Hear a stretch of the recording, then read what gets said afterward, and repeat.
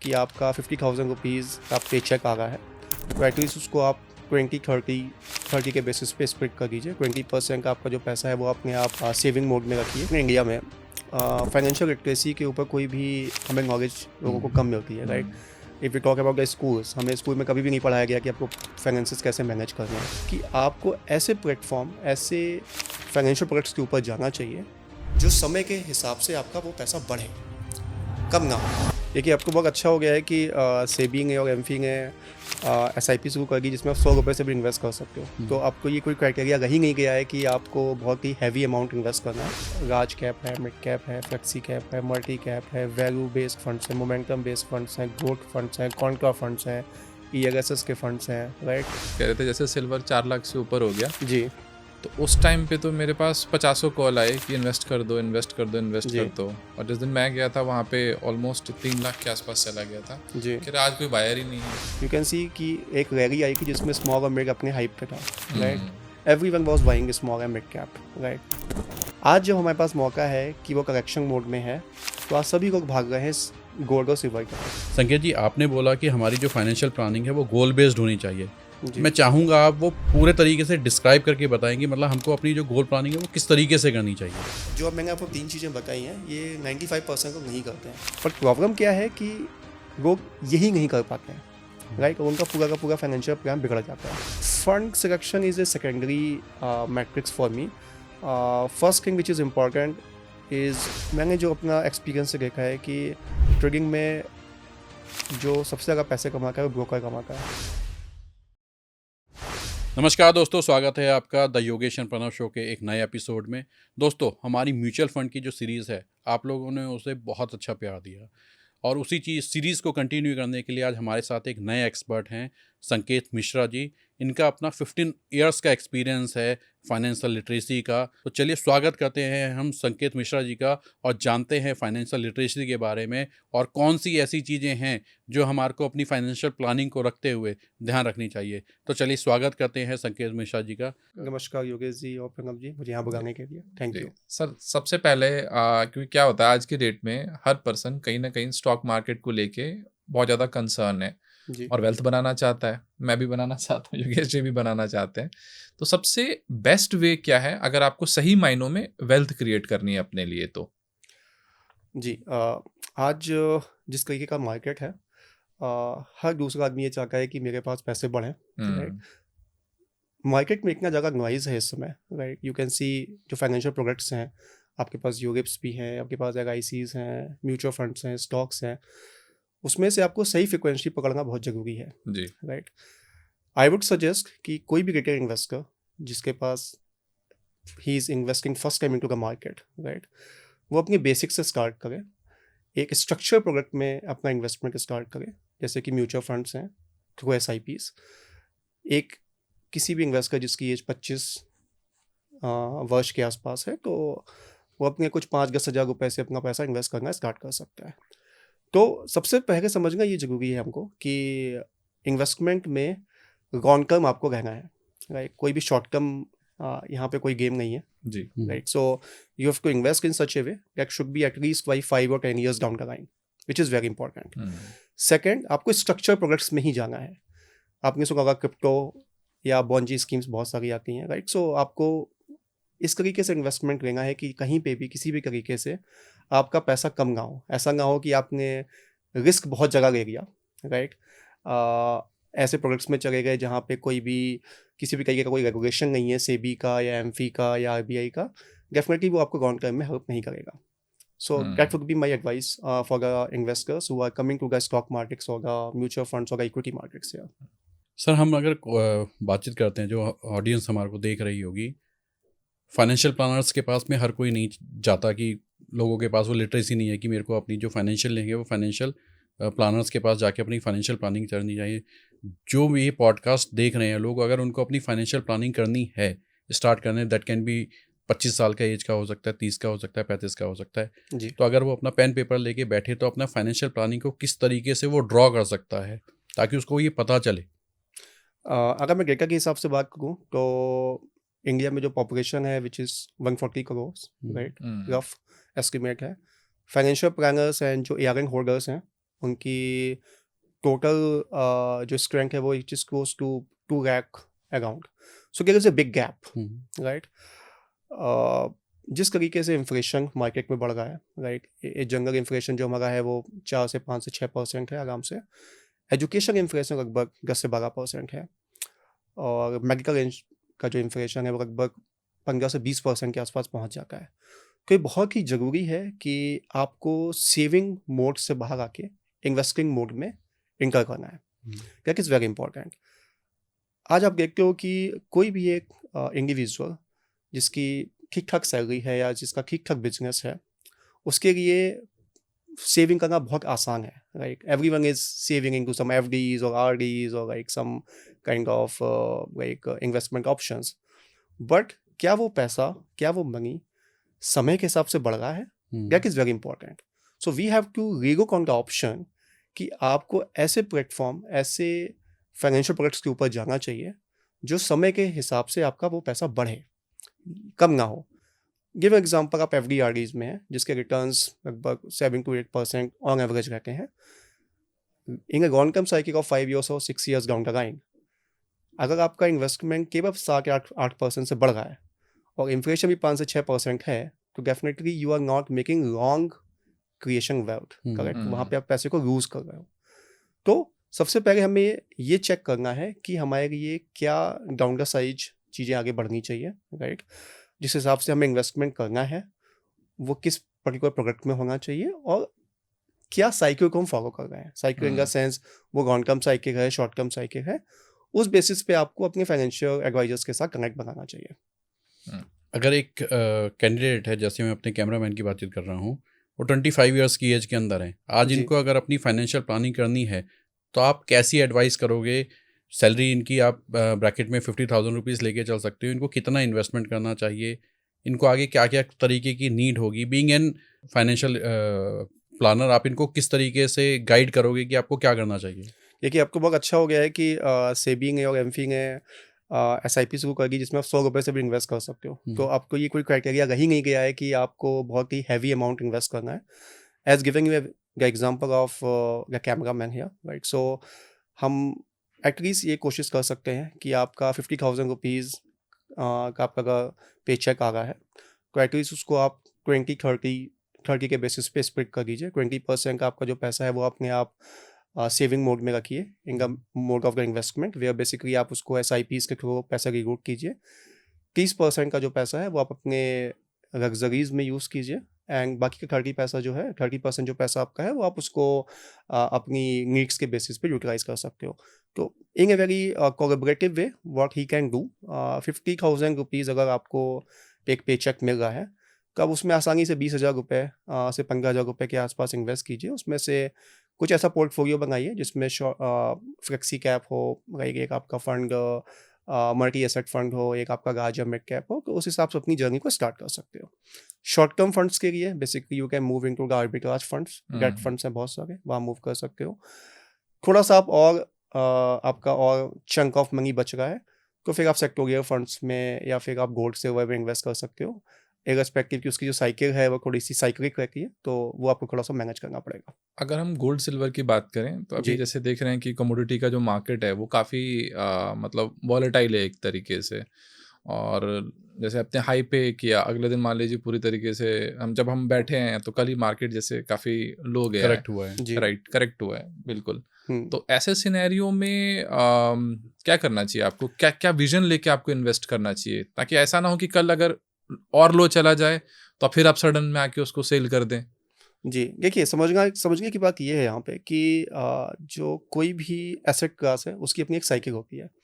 If you see the data of the SEBI, right, Sensex का कम data की बात करें तो वहाँ पे आप 1980 से लेकर 2026 के बीच में देखोगे तो 100 रुपये से मार्केट स्टार्ट हुआ था, आज कुछ 80 से 85,000 के बीच पे सेंसेक्स बैठा हुआ है. एंड वी आर प्रेडिक्टिंग कि by the end of 2030 we should see the flex कि जहाँ पे सेंसेक्स कुछ 1 लाख भी क्रॉस हो सकता है, right.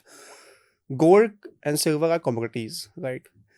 They also have a cycle in nature. और वहाँ पे क्या होता है कि आपको ये समझना बहुत ज़रूरी है कि आपने किस टाइम पे मार्केट में एंट्री की है, राइट. अभी जो ग्लोबल सिनेरियोज हैं उसके हिसाब से वी नेवर नो, राइट, कि ये कब कितना जाएगा. We were predicting 6 months back कि गोल्ड जो होगा कुछ 1.5 लाख के आसपास क्रॉस कर जाना चाहिए, but eventually because of a global scenarios वो उससे पहले ही क्रॉस हो गया, राइट.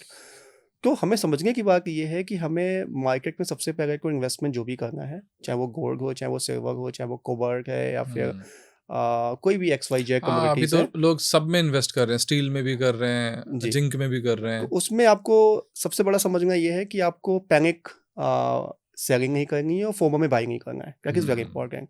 ये नहीं समझना है कि आज गोल्ड हमारा 1 लाख के ऊपर क्रॉस हो गया, 1.5 लाख के ऊपर क्रॉस हो गया है, तो हम अभी जाके सारी वेल्थ क्रिएट कर गए. ये कोई एक ऐसी स्कीम से नहीं है जिसमें 21 दिन में पैसा गवा हो गया, राइट. जी, कोई भी एक ऐसा एसेट क्लास जो रिटर्न्स लॉन्ग टर्म में देगा है, आपको टाइमिंग को अवॉइड करके टाइम के साथ आपको मार्केट में रहना पड़ेगा. सो आई वुड सजेस्ट कि अगर आप किसी भी कमोडिटीज़ में जा रहे हो, you should have a mind set कि जहाँ पे आप लॉन्ग टर्म इन्वेस्टमेंट के बेसिस पे ही अपनी साइकिल को आगे बढ़ाएं. जैसे मैं कल एक अपने ज्वेलर फ्रेंड के साथ में बैठा हुआ था, तो जी. मुझे बड़ा इंटरेस्टिंग इंसाइट्स दे रहे थे. कह रहे थे जैसे सिल्वर 4 लाख से ऊपर हो गया, जी. तो उस टाइम पे तो मेरे पास 50 कॉल आए कि इन्वेस्ट कर दो, इन्वेस्ट कर दो, इन्वेस्ट जी. कर दो. और जिस दिन मैं गया था वहाँ पे ऑलमोस्ट 3 लाख के आसपास चला गया था. जी. कह रहे आज कोई बायर ही नहीं है. जब इसका मैं क्लासिक एग्जांपल आपके दे सकता हूँ. इनका इनका ईयर ऑफ 2023 और 24 यू कैन सी कि एक रैली आई कि जिसमें स्मॉल और मिड अपने हाइप पे था, right. Everyone was buying small and mid cap, right. आज जब हमारे पास मौका है कि वो करेक्शन मोड में है, तो आज सभी लोग भाग रहे हैं गोल्ड और सिल्वर की तरफ. हमको ये समझना पड़ेगा कि कोई भी एसेट क्लास की एक स्पेसिफिक लाइफ साइकिल नहीं होती है, उनका साइक्लिक ही नेचर है. तो आपको ऐसी भी कोई चीज़ नहीं खरीदनी है जो ऑलरेडी बहुत ही हाइप पे है और जो आपको महंगे दाम पे मिल रही है. आपको वो चीज़ खरीदनी है जो आपको कम ज़्यादा पैसे में, आपको कम पैसे में ज़्यादा यूनिट्स आपको दे सके, राइट. तो इस चीज़ पे अगर आपने ध्यान दिया हुआ है, आपकी investment cycle 5 years 10 years down का लाइन है, आपने गोल बेस्ड फाइनेंशियल प्लानिंग की हुई है, तो डेफिनेटली आपको घबराने की बात नहीं है.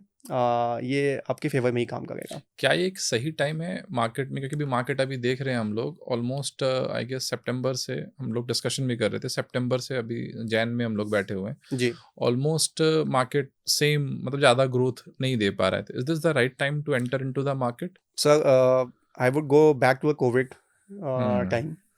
कोविड का सिनेरियो आप सभी को याद है क्या हुआ था. 1920 में इतना पैनिक आया था कि अच्छे अच्छे इन्वेस्टर्स भी छोड़ के भाग गए थे. और जब वो 2021-22 का सिनेरियो आया, everyone was into A dilemma कि अब क्या करना चाहिए, राइट. तो ये कोई नहीं जानता है, राइट. अगर कोई ये कह रहा है कि मार्केट को समझ कर, या तो वो झूठ बोल रहा है या वो भगवान है. No one knows the clear picture, right. So आपका काम आपके हाथ में जो है वो ये है कि आपको डिसिप्लिन वे में परसिवरेंस के साथ आपको अपनी इन्वेस्टमेंट साइकिल रखनी है, और अपने इन्वेस्टमेंट को तब तक नहीं छेड़ना है.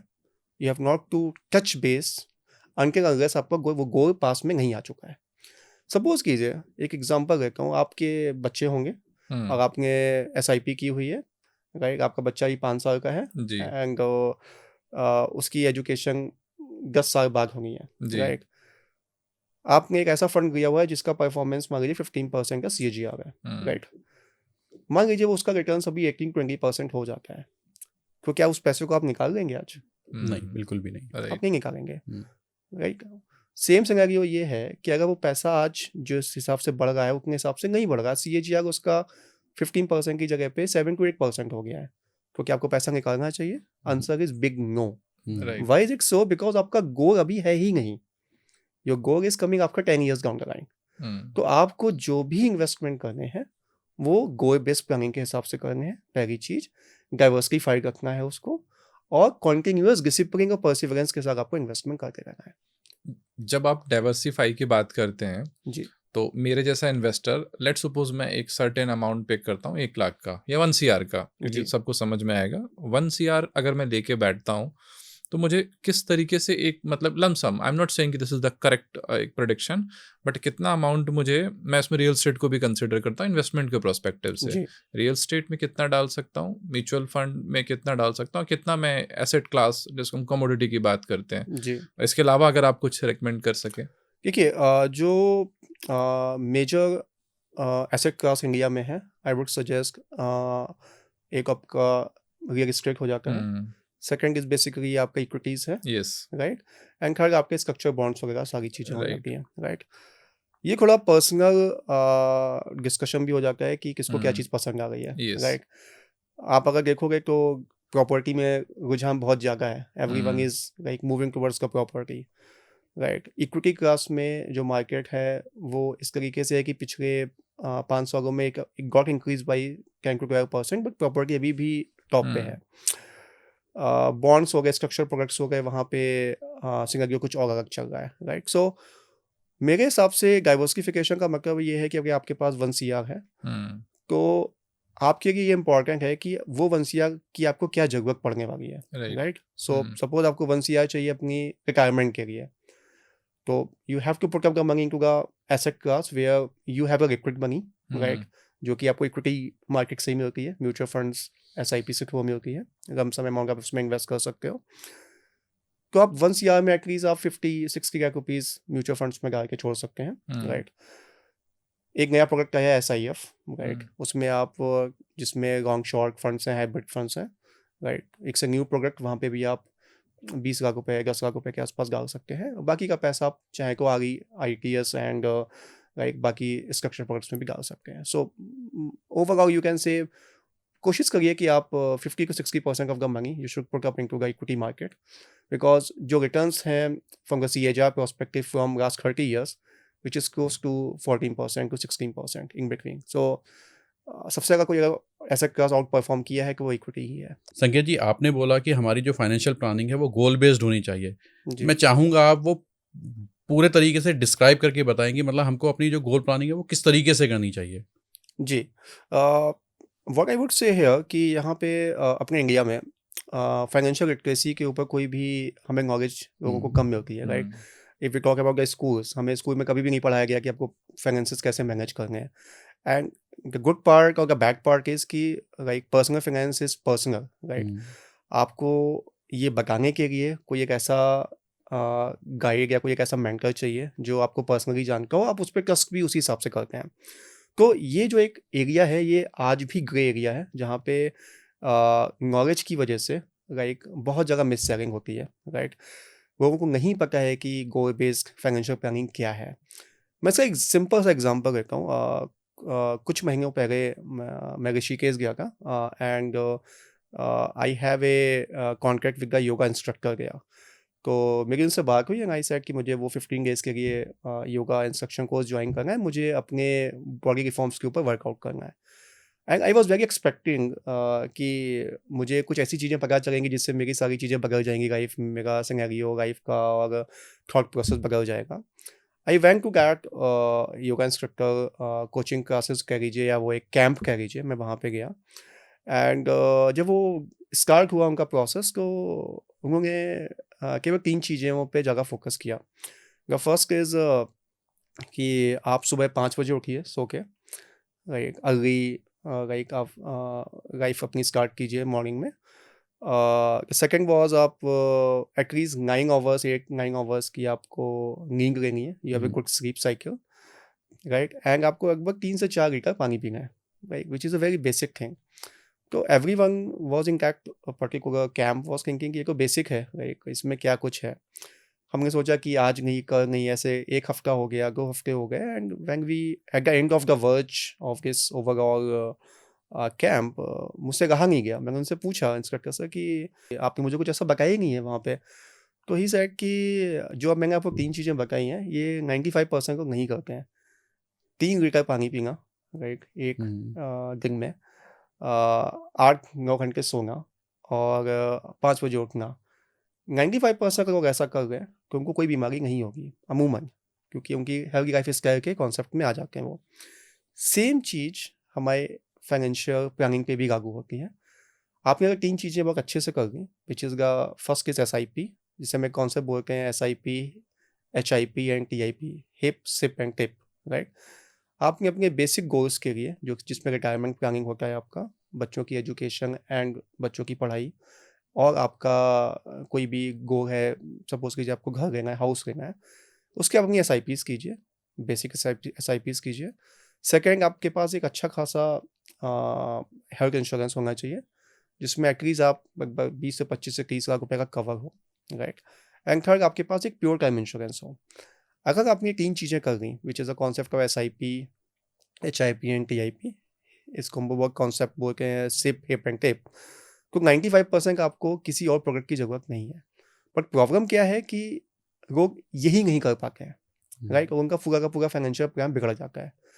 आपके पास कहीं से पैसे आए तो आपने टैक्स सेविंग के बेसिस पे कोई पॉलिसी ऐसी रहेगी जो आपको भी उसका इफ एंड बट नहीं पता है, राइट। उसमें इतने कई कंसंट्रेटेड मैट्रिक्स होते हैं कि बिग नंबर्स आपको दिखाए जाते हैं कि 10 लाख रुपए आपने 15 साल के लिए जोड़े, आपको 20 लाख में हो जाएंगे, 50 लाख का आपके पास कॉर्पस हो जाएगा, वॉट एवर इज इट। आप उसी कैलकुलेशंस में घूम जाते हैं, राइट। प्योर SIPs करिए। SIPs के अगर आप रिटर्न्स देखते हैं पिछले 30 साल में, एक खराब से खराब फंड ने भी आपको 12 से 13% का रिटर्न दिया है, राइट। एक अच्छा हेल्थ इंश्योरेंस इसके आपके लिए बहुत ज़रूरी है, बिकॉज कहीं पे किसी तरीके का अनफॉर्चुनेट आपके पास कोई इवेंट आएगा, कोई हॉस्पिटलाइजेशन का, तो आपने जो भी सेविंग्स की हैं या जो भी आपने SIPs की हैं, सबसे पहले पैसे आप वहीं से निकालने वाले हो, right. And third, which is the safety net for any person, which is the term insurance. In case of any liabilities which are not being fulfilled in any case of demise of any person, वो safety net आपके काम आता है।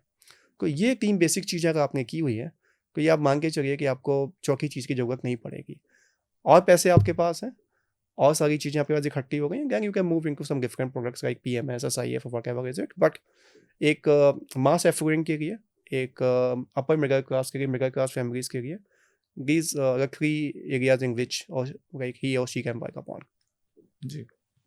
सो अगर 1 लाख तक की मेरी salary है, लेट सपोज, जी तो मैं कितना परसेंट, अगर जैसे मैं 35 की एज में हूँ, जी तो वहाँ पे कितना परसेंट मुझे SIP में इन्वेस्ट करना चाहिए, एक सर्टेन अमाउंट अगर मैं प्लान करूँ तो? जी, ये बहुत ही सब्जेक्टिव है। मैंने ऐसे कई लोग देखे हैं अपने एक इन्वेस्टर बेस में कि जिनकी सैलरी 50,000 रुपये है, वो 40,000 रुपीज़ का इन्वेस्ट कर रहे हैं, और जिसकी 1 लाख रुपये सैलरी हो, 5,000 रुपये भी इन्वेस्ट नहीं कर पा रहे हैं। तो ये बहुत ही साइकोलॉजिकल इम्पैक्ट है, राइट। लोग उस चीज़ को समझ नहीं पाते हैं। सबसे पहली चीज़ ये समझना बहुत ज़रूरी है कि आप जितनी जल्दी अर्ली स्टेज पे स्टार्ट करेंगे, सपोज़ कीजिए आपकी 1 लाख रुपये सैलरी है और आपने डे 1 से ही 50,000 रुपये इन्वेस्ट कर रहे हैं, 50% ऑफ योर मनी, तो 50,000 रुपये कहीं 5 साल में लगभग आपका 30 लाख रुपये इन्वेस्ट हो जाता है। जी। लगभग आप 12% के हिसाब से अच्छा कॉर्पस जमा कर देंगे, राइट। तो पैसा is not important, right. I mean frequency is very much important है, जहाँ पे आपको अर्ली स्टार्ट चाहिए। आप कम पैसे से भी करेंगे, बट उसकी साइकिल बड़ी है, तो डेफिनेटली वो आपको लॉन्ग टर्म वेल्थ देके जाएगा। एक सिंपल सा एग्जांपल ले सकते हैं कि अगर आपका 1 लाख रुपये सैलरी है and if you are living in the region of Delhi NCR, correct, तो आप 25 से 30,000 रुपये से शुरुआत कीजिए। कोशिश करिए कि आप उसको एटलीस्ट 50-60,000 का लेके जाइए, क्योंकि हम एक एजम्पशन लेके चल रहे हैं कि 1 लाख रुपये की जो सैलरी आपकी है, वो आगे जाके आपकी कुछ 1.5 लाख 2 लाख रुपये होगी, बिकॉज जी। आप भी अपनी कैरियर में ग्रो कर रहे होंगे। तो थोड़ा-थोड़ा टॉप अप मैं यस, अपने सो हिसाब देयर इज़ से अ कर। Concept of a step up SIP, और टॉप अप SIP जिसको हम जी, बोलते जी, हैं, कि जी। आपने मान लीजिए 5,000 रुपये से शुरुआत किया, 10,000 रुपये से शुरुआत किया, उस पे हुँ। आपने टॉप अप किया है, कि जो आज SIP 5,000 रुपये की है, वो अगले साल 6,000, 7,000, 8,000 ऐसे जी। होती चली जाएगी। तो जैसे अब लेट्स सपोज एक डिसाइड कर लिया कि 25 से 30,000 मैं इन्वेस्ट करूँगा। अब मैंने एक कुछ mutual fund let's suppose select करने हैं अपने इन्वेस्टमेंट के जी लिए। कोई भी फंड जब हम सेलेक्ट करते हैं, तो ये हर एक फंड का मैं देखता हूँ एक साइकिल होता है। जी कुछ फंड 10 साल में बहुत अच्छा ग्रो करते हैं, बहुत अच्छा रिटर्न देते जी हैं, बट उसके बाद वो 5 साल एकदम मतलब उस लेवल का रिटर्न नहीं दे पाते। बट एक प्रॉपर फंड चूज करने के लिए ऑब्वियसली फाइनेंशियल एक्सपर्ट की एडवाइस तो जी बहुत ज़्यादा ज़रूरी है, बट स्टिल जो अब इंडिया में बहुत सारे इंडिविजुअल इन्वेस्टर्स हो गए जो अपने बेसिस पे इन्वेस्ट कर रहे हैं, तो एक फंड को चूज करते समय हमें क्या क्या ध्यान देना चाहिए एटलीस्ट मैं, ताकि गलत फंड तो ना चूज कर लूँ। जी, एक्चुअली क्या है, म्यूचुअल फंड्स में if you talk about the AMCs, right, कुछ 40 टू 45 AMCs हैं, और हर हम्म। AMC के पास अगर 50 फंड्स हैं, तो टोटल आपके पास कुछ 2,000 से 2,500 स्कीम्स हो जाती हैं। आज के ज़माने में ये बहुत ही टफ क्वेश्चन है कि आपको कौन सी स्कीम टच बेस करनी है, किस स्कीम में पैसा लगाना है। कोई अगर नया इन्वेस्टर है, तो मैं किसी फंड्स का नाम नहीं लेना चाहूँगा, बट वो एक अपने किसी अच्छे फ्लेक्सी कैप और एक मल्टी कैप फंड्स के साथ स्टार्ट कर सकता है। सपोज कीजिए उसकी 10,000 रुपये की SIP है, कोई एक फ्लेक्सी कैप जिसमें लार्ज मिड स्मॉल टीमों में पैसा इन्वेस्ट होगा, वहाँ से स्टार्ट कर सकता है। एक मल्टी कैप ले सकता है जिसमें like large small mid again जाएगा, तो उसमें से कोई एक फंड चूज कर सकता है।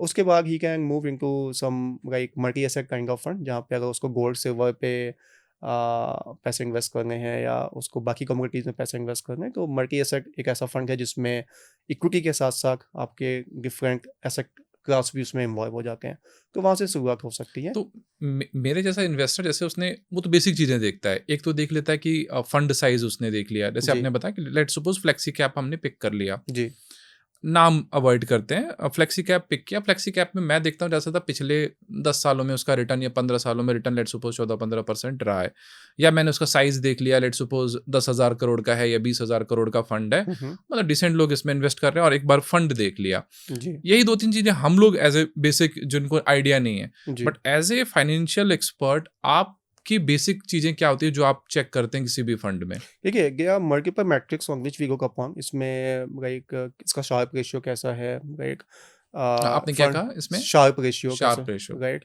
कैसा है, वी गो अपॉन कि उसका प्रोस्पेक्ट, उसका फंड मैनेजर कौन है, राइट, AMC कितनी पुरानी है, राइट, ये सारे फैक्टर्स वर्कआउट होते हैं। बट कोई भी फाइनेंशियल एडवाइजर 100% ये चीज़ नहीं बता सकता है आपको कि ये फंड आगे जाके 5 साल में कैसा परफॉर्म करेगा। अनटिल अनलेस आपके गोल्स क्लियर हैं, you are pretty much aligned कि आप को कितने टाइम के लिए इन्वेस्ट करना है। अगर आपकी cycle 5 years down the line है, लाइक आपने एटलीस्ट 5 साल में SIP कंटिन्यू की हुई है, सेबी का डेटा ऐसा बोलता है कि आपके नेगेटिव रिटर्न्स के चांसेस 90% से भी कम रहते हैं, राइट। सो लाइक 90% चांसेस हैं कि आप पॉजिटिव वे में ही आपको उसके रिटर्न्स मिलने वाले हैं। ये साइकिल जैसे ही 10 इयर्स डाउन द लाइन पहुँचती है, वहाँ पे आपके SIPs का जो डेटा है, and if you talk about the growing returns, right, तो वहाँ पे आप विन विन सिचुएशन में हमेशा हैं, राइट। तो fund selection is a secondary matrix for me. First thing which is important is to invest at a right age with the proper goal based planning, right. ये वैसी चीज़ है कि आप किसी होटल में गए, राइट, और आपको कोई चीज़ खानी है, राइट, आपको अपनी एपेटाइट के बेसिस पे, तो एक से बुफे, राइट, आप अपने हिसाब से चूज़ कर लीजिए आपको क्या लेना है। बट आपको ये पता होना चाहिए कि आपको एग्जैक्टली क्या चीज़ ज़्यादा पसंद है, राइट। तो when the buffet is there, there are 10 different options, right. Mutual funds भी ऐसे ही हैं, राइट। आपको अपनी रिस्क एपेटाइट अगर पता है कि I am a very conservative in nature या मैं मॉडरेट रिस्क टेकर हूँ, उसके हिसाब से आप फंड्स लीजिए। एक नॉर्मल जो सिनेरियो है इंडस्ट्री बेसिस पे, आई वुड सजेस्ट कि अगर आपके पास 3 साल का टाइम हॉरिजन है, you should not go to the equity market, you should invest in to debt और some hybrid kind of funds. 3 से 5 साल के ऊपर you should go with the equity, and equity में भी आप फ्लेक्सी एंड मल्टी कैप या multi asset fund से स्टार्ट कीजिए। और if your journey is more than 5 years, you can move into small mid and large asset class. आपने भी एक फंड मैनेजर का डिस्कशन किया कि फंड मैनेजर का रोल बड़ा इंपॉर्टेंट होता है। मैंने कई बार देखा है कि जैसे ही कोई अच्छे फंड मैनेजर किसी पर्टिकुलर फंड को एलोकेट होते हैं, तो उस फंड का ऑटोमेटिकली ग्रोथ बहुत स्ट्रांग हो जाता है। मतलब उनका अगर पास्ट हिस्ट्री बहुत अच्छा रहा है, किसी अच्छे फंड के साथ में जुड़े हुए होते हैं, तो ये मतलब इसका रोल एज ए जब आप एज ए फाइनेंशियल एडवाइजर या प्लानर इसको देखते हैं, आपके हिसाब से कितना इंपॉर्टेंट रोल है फाइनेंशियल आई वुड से फंड मैनेजर का? कोई भी फंड मैनेजर खराब है अच्छा नहीं होगा, राइट। कोई भी फंड मैनेजर जो किसी भी फंड को अपने पोर्टफोलियो में लेके आया है, राइट, वो कभी भी नहीं चाहेगा कि उसका फंड अंडर परफॉर्म करे, राइट। इट्स ऑल अबाउट कि उसकी स्ट्रेटजी क्या है। कोई फंड मैनेजर की स्ट्रेटजी है कि वो वैल्यू बेस्ड फंड चलाना चाहता है, कोई किसी का मोमेंटम बेस्ड है, किसी का ग्रोथ बेस्ड स्ट्रेटजी है, राइट।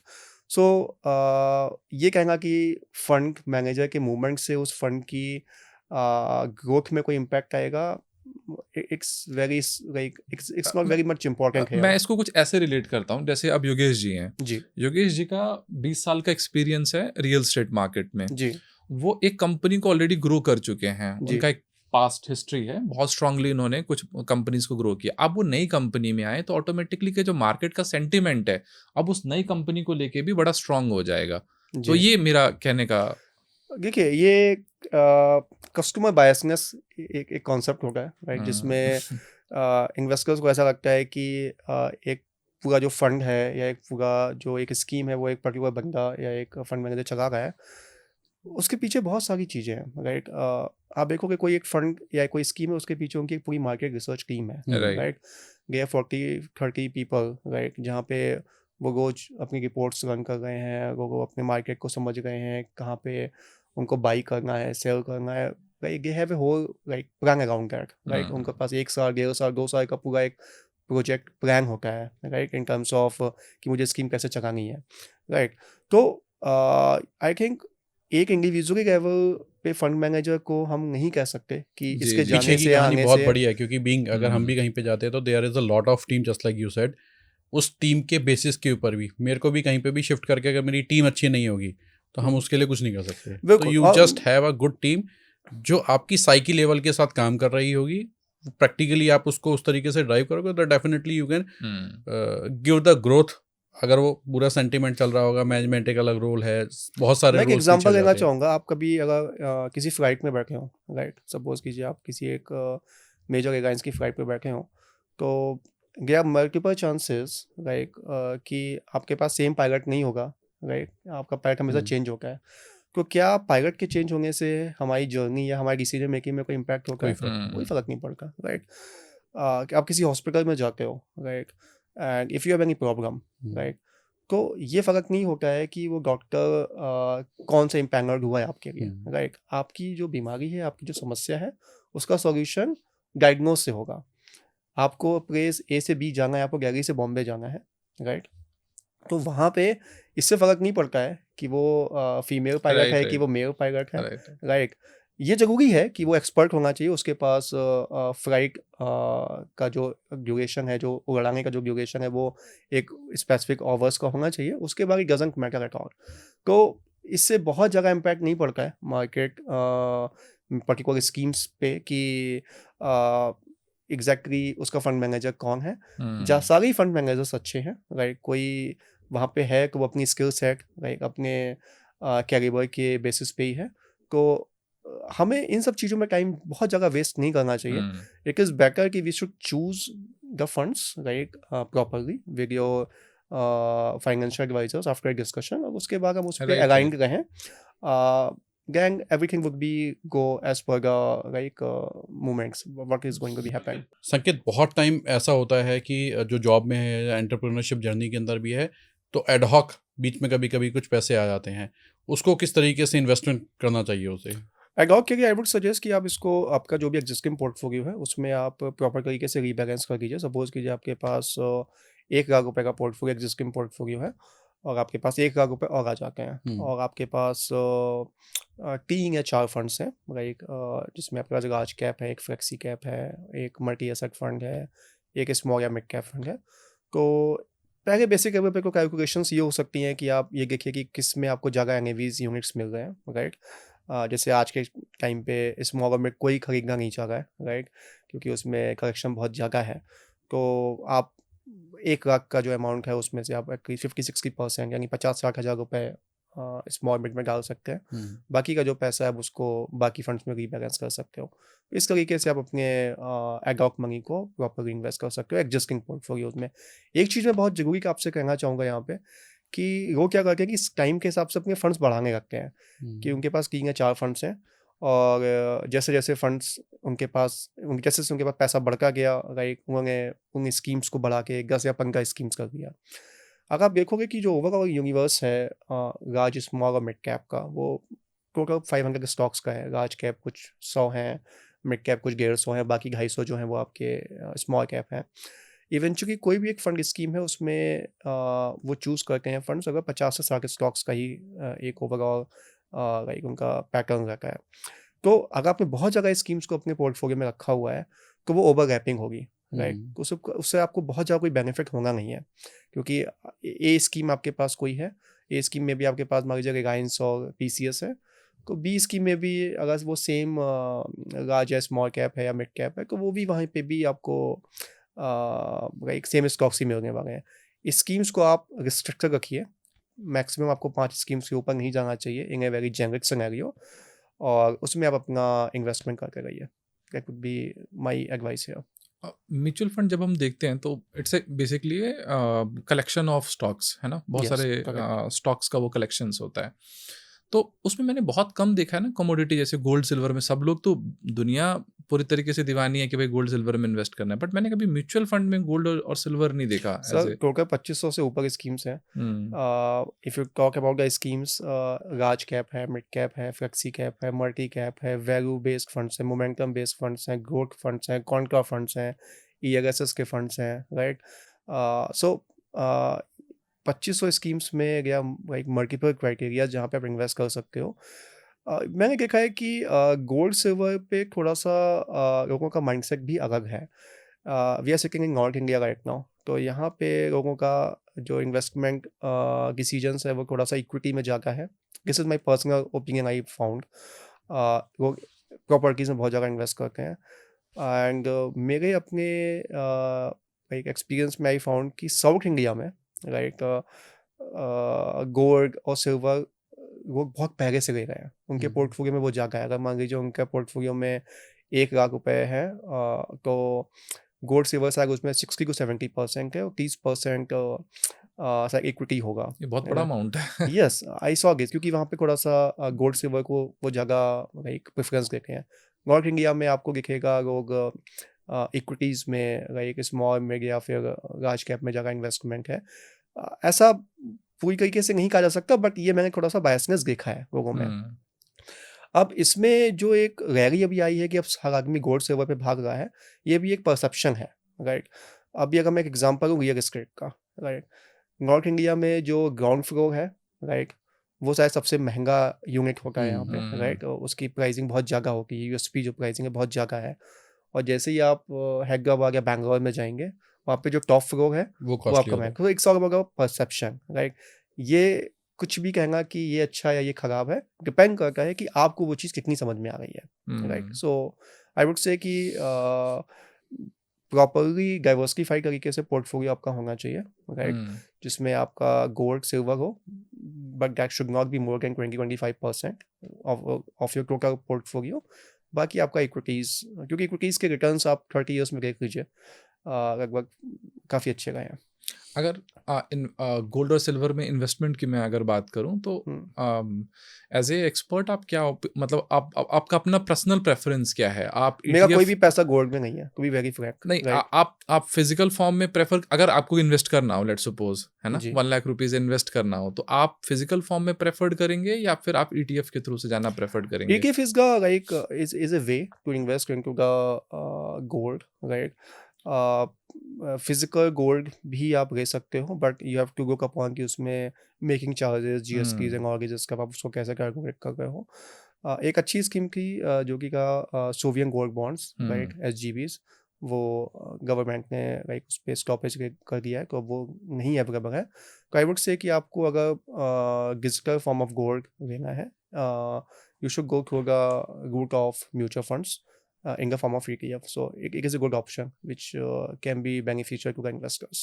आजकल ना ETF का ट्रेंड बहुत ज़्यादा मार्केट में चल पड़ा है। अब देख रहा हूँ बहुत सारे नोन, जैसे लार्ज कैप की ही बात करें, उनका भी एक कलेक्शन ऑफ बहुत सारे ETF मार्केट में आ गया। लोगों का प्रेफरेंस भी, अगर मैं पहले के कंपैरिजन में बात करूं तो रिसेंट के टाइम पे, ऑल्दो मैंने जब US मार्केट को बाकी अदर मार्केट को स्टडी किया, तो ETF का कॉन्सेप्ट बहुत पुराना है। ऑल्दो इंडिया में भी 5-6 साल से आई गेस काफ़ी जी। ETF चल रहा है। तो इतनी पॉपुलैरिटी का रीज़न क्या है? और इसका एक्सपेंस रेशियो भी, one of the reason what I have found, काफ़ी लो है। एक्सचेंज ट्रेडेड फंड्स होते हैं ETF को जो बोलते हैं हम लोग, इसमें एक्सपेंस रेशियो जो आपके एक्टिव मैनेज फंड्स हैं उनसे कम होता है, और द वे ऑफ इन्वेस्टिंग जो है वो बहुत सिंपल है, लाइक कोई भी जाके उसको आसानी से परचेज कर सकता है through any of the platform. तो इसलिए मार्केट में लाइक इसकी काफ़ी ज़्यादा डिमांड है। और उस पे SIPs भी देख रहा हूँ कि Yes, so it is ETFs allowed. are like are a part of the mutual fund, like mutual funds only.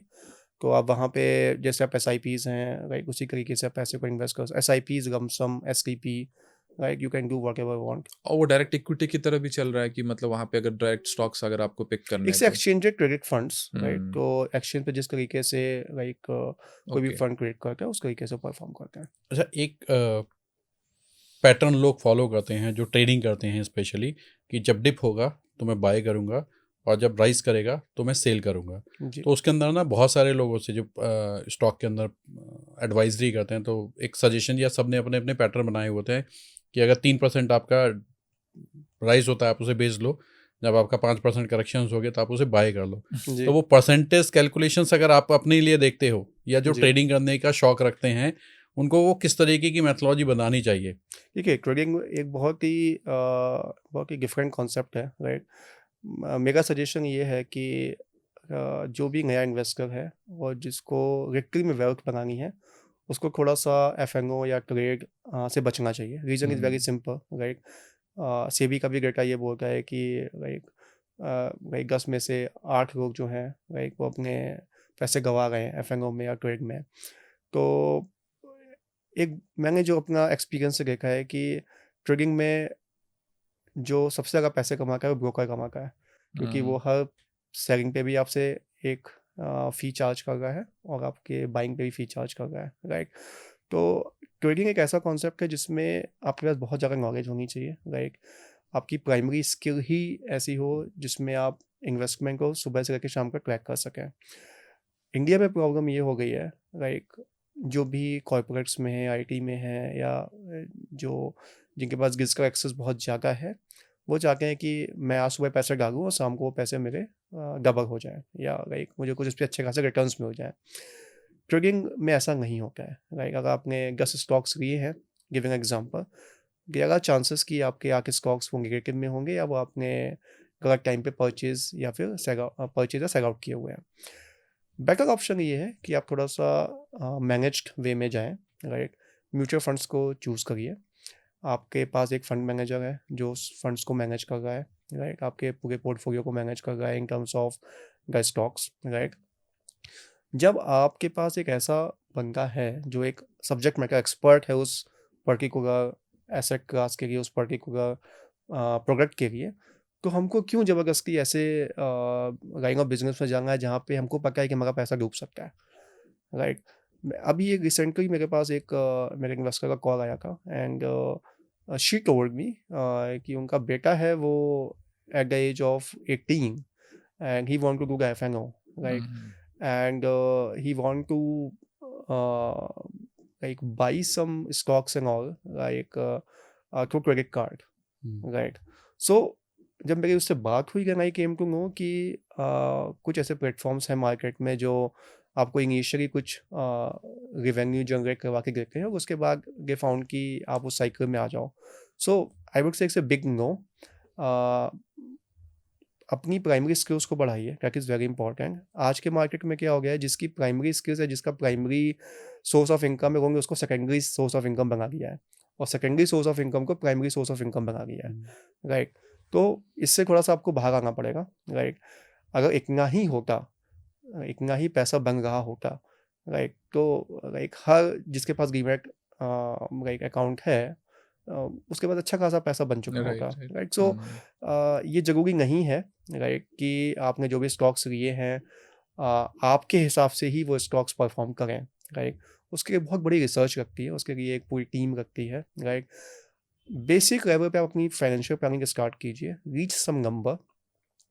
अगर आपके पास कुछ कॉर्पस बचता है ऐसा जिस पे आप थोड़ा सा और रिस्क ले सकते हो, go in a very proper manner with any advisory firm जहाँ पे वो आपके पैसे इन्वेस्ट हो सके। So that would be my like suggestion है। एक ट्रेंड में और देख रहा हूँ मैंने, जब ये गोल्ड सिल्वर जब हाइक चल रहे थे, तो एक और मैंने रील देखी जहाँ पे वो फिजिकली कॉपर सेल कर रहे हैं और people are buying that 1 kg का जी स्लैब ऑफ कॉपर बाय कर रहे हैं। उन लोगों को आप क्या बोलना चाहोगे जो फिजिकल फॉर्म में कॉपर खरीद रहे हैं? देखिए, जैसे मैंने बताया कि this is a digital world, right. हर चीज़ का बंदा आज इन्फ्लुएंसर है, राइट। और because to get some likes and some subscriptions, right, वो एक ऐसी बात बताते हैं जिससे लाइक एक मास लेवल पे एक मैसेज चला जाता है कि हम ये चीज़ खरीद सकते हैं, आप बेच सकते हैं। मेरा मानना ये है कि आपको अपना पर्सनल असेसमेंट पहले करना चाहिए, राइट। यू शुड अंडरस्टैंड कि आपका पर्सनल लाइक गोल क्या है, राइट। ऐसे तो हज़ारों चीज़ें हैं जो आप मार्केट में खरीद सकते हो, लेकिन क्या वो आपको लाइक आपके लिए सुटेबल है, दैट इज़ वेरी इंपॉर्टेंट। अभी मान लीजिए सिल्वर भाग रहा है, like silver is on the run, you can see like what happened 2 days back, right. Right. उसके बाद कोबाल्ट है, उसके बाद निकेल है, लाइक तो ऐसे हज़ारों कमोडिटीज़ हैं, यू नेवर नो कि कौन-सा ऊपर या नीचे होगा, राइट। तो आपको कमोडिटीज़ को टारगेट नहीं करना है, आपको अपने फाइनेंशियल गोल्स को टारगेट करना है। आपको ये रिसीव करना है कि मेरा रिटायरमेंट आफ्टर 20-25 ईयर्स मुझे 1 सीआर या 2 सीआर पहुँचना है। I have to take the product which is tried and tested और जो मुझे वहाँ तक पहुँचाएगा, राइट। राइट। मैंने फिर से वही चीज़ आपसे कहना चाहूँगा कि यहाँ पे आपकी कोई भी स्कीम जो है वो मैटर नहीं करती। मैटर करता है कि आपने डिसिप्लिन मेंटेन किया हुआ है, आपने टाइमली अपने एसआईपीज़ को जाने दिया है, आपने उसको रोका नहीं है परसिवरेंस के साथ, और आप अपने गोल पे पूरी तरीके से अलाइन्ड हो। That is more important. Right.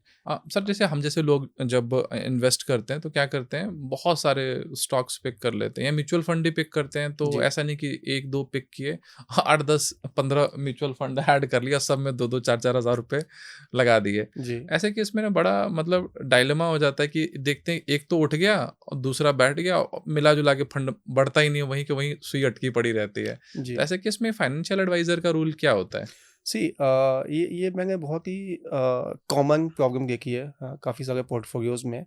अभी एक रिसेंट एग्जांपल है जिसमें we have one NRI, like NRI investor, and उनके पोर्टफोलियो में लगभग 45 स्कीम्स थी, right. So I I was very surprise कि एक ही have some like wealth managers with him, hmm. And इसके 45 स्कीम्स उनके पोर्टफोलियो में क्यों हैं। तो what he had done like large cap की 5 स्कीम्स हैं, मिड कैप की जो भी फंड्स अच्छे चल रहे हैं उन्होंने सब में पैसा इन्वेस्ट किया हुआ है, फ्लेक्सी कैप पे 3-4 फंड्स हैं, कोई भी नया एनएफओ आ रहा है, he was purchasing that. Overall जो उनके फंड का सीएजीआर था it was close to 8 to 9%, hmm. Right. तो फंड्स बहुत जगह होना is also a like not is not a good thing, right. यहाँ पे भी आपको समझना चाहिए कि ओवरऑल जो हमारा स्टॉक्स का जो पोर्टफोलियो वो 500 ही है, राइट। क्योंकि निफ्टी या बीएसई या एसएससी आप देखोगे तो सब 500 स्टॉक्स की बात करते हैं, राइट। उसमें आपको ये चीज़ बहुत देखनी है कि आपके फंड्स बहुत ज़्यादा नहीं होने चाहिए। फाइनेंशियल एडवाइजर्स यहाँ पे क्या आपकी हेल्प आउट कर सकते हैं, वो आपको इस तरीके से आपका पोर्टफोलियो जनरेट कर सकते हैं जहाँ पे आपके रिटायरमेंट के लिए 2 से 3 फंड्स रहेंगे, राइट। आपके बच्चे की एजुकेशन या उनकी लाइक उनकी आगे फ्यूचर प्लानिंग के लिए 1-2 फंड्स रहेंगे। बाकी के फंड्स उनके अपने नियरेस्ट गोल्स जैसे कि हाउस हो गया या आपको एक कार लेनी है या आपको अपने किसी वैकेशन पे जाना है उसके लिए आप प्लान कर सकते हो, राइट। हम्म। तो इस पूरे सिस्टम को जनरेट करने के लिए, right, the financial advisors can help you, right, because he और शी नोज कि आपके लाइफ गोल्स क्या होने वाले हैं, और उनकी अपनी रिसर्च के हिसाब से गेन हो कि कौन सा फंड आपके पोर्टफोलियो में होना चाहिए। अच्छा, बहुत सारे लोग जो है म्यूचुअल फंड्स में या इन्वेस्टमेंट करते हैं वो टैक्स सेविंग के पर्पज़ से भी करते हैं। तो what is the best time कि हम लोगों को उस टैक्स सेविंग के लिए इन्वेस्टमेंट करना चाहिए?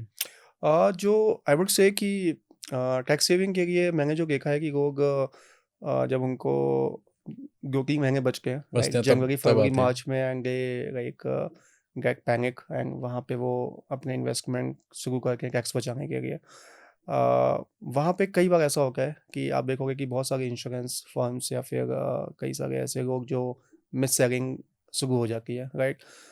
या तो वो किसी एक ऐसे प्लान में चले जाते हैं जिसका उनको लिटरली में नहीं पता है कि वो प्लान क्या है, और उनका पैसा वहाँ पे उस तरीके से ग्रो नहीं होता है। तो आपको कोई भी ऐसा इन्वेस्टमेंट नहीं करना है, राइट, जिसमें केवल टैक्स बचाने के चक्कर में आपका पैसा ब्लॉक हो रहा है या फिर आपको उतने रिटर्न्स नहीं मिल रहे हैं।